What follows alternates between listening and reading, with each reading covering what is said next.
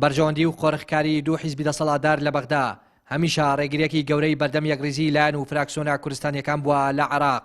مامۆستایەکی زانکۆش دەڵێت بەشێک لە هێزە سیاسیەکان لە پێناو بەدەستهێنانی پلەپۆست و بەرژەوەندی تایبەتی خۆیان بەرژەوەندی گشتی و یەکریزیان فەرامۆش کردووە. و ئایا شێش هۆکارە بۆ دروستنەبوونی یەکڕیزی یاخود یەکڕیزی نەهێشتۆ پەرتی کردووە، ئەوە دیارە هەموو سیاسیەکان لێدوان و بابەتەکانی هەموو سیاسیەکان بخوێنە لە دوای پرۆسی بەناو ئازادی عێراقەوە هەمویان جەختیان لەوە کردوتەوە دەڵێن هێزی سیاسی کە لە کوردستانەوە تەشریفی هێناوە بۆ بەغدا تەرکیزی یەکەمی لە بەدەستهێنانی چەند پۆستێک چڕ کردوێتەوە کە ئەو پۆستانە بە جۆرێک لە جۆرەکان لەوانەیە بەرژەوەندی ئابووری و سیاسی و جیهەتەی تێدا کورد هەڵات بێ دەسەڵات ئەوانەی کە دەسەڵاتێکیان قسەیان دەخوێندرێتەوە پاڵپشتێکی جەماوەریان هەیە لە بەغدا هۆکارێکی ڕاستە خۆ بوونە بۆ دروست نەبوونی ئەو پەرتەوازەیە چونکە لە زۆر مووقیف و لە زۆر وێستگەی گرنگدا خەڵکی کوردستانیان نەخوێندێتەوە و پێویست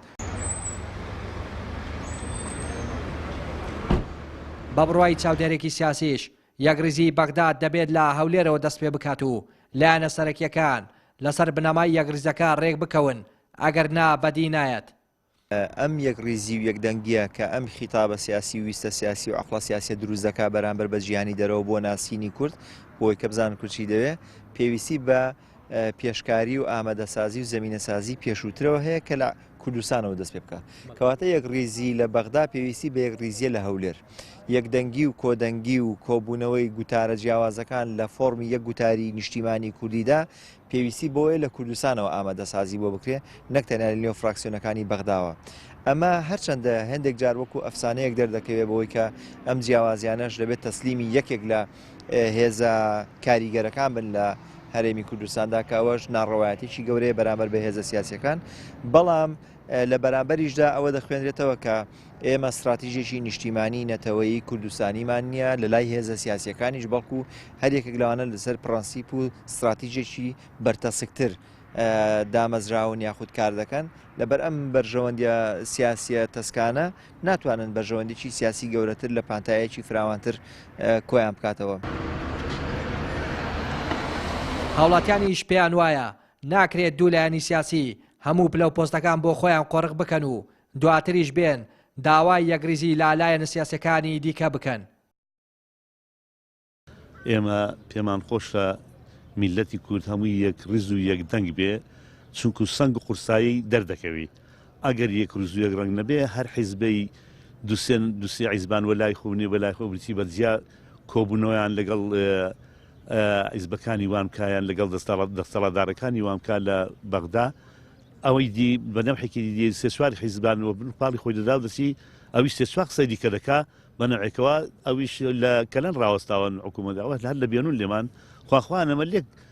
بترازەی نەک یەک ڕزی یەک دەنگ بین. ئەگەر یەک دەنگ نەبوو بێتن یەک ڕنگ نەبوو بێتن هەتاکو ئیستاکە ئیش نەڕۆیەوە و قسەیان نەی خواردووە دیارە تاک لایەنە قسەیان کردو بۆیە جوان لێرانە گیراوە دڵنیام ئەگەر یەک دەنگ نەبن یەک ڕنگ نەبن یەک هەڵوێز نەبن قوربان جوان لێرە ناگرن قسەیان نایخوا هیچ شتێک جێبەجێ نابێت. ئامانجی بەدەستهێنانی بەرژەوەندی تاکە کەس واز لێبێنن بەڵام هیوادارین کە بتوانن بەرژەوەندی گەل و نیشتیمان و خاک پێش هەموو ئامانجە سیاسیەکان بکەوێ. یەکریزی و یەکدەنگی و یەک هەڵوێستی تاکە گرنگی پاراستنی بەرژەوەندەکانی گەلی کووردا لە بەغدا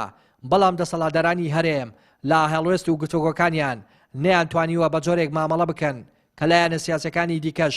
بۆ یەکریزی بڕوا پێ بهێنن. ئەمەش تەنها لە پێناو ئەوەی کە خۆیان پۆست و پشکی زیاتریان بەر بکەوێت بەهۆی ئەم سیاسەتی قۆڕخکاری و تەنها خۆبینینە یەشێتی و پارتی کورد لە بەغدا پەرتەوازە دەرکەوتووە. وەک چاودێرانیش ئاماژەی پێ دەکەن تاوانی ئەم پەرتەوازەیە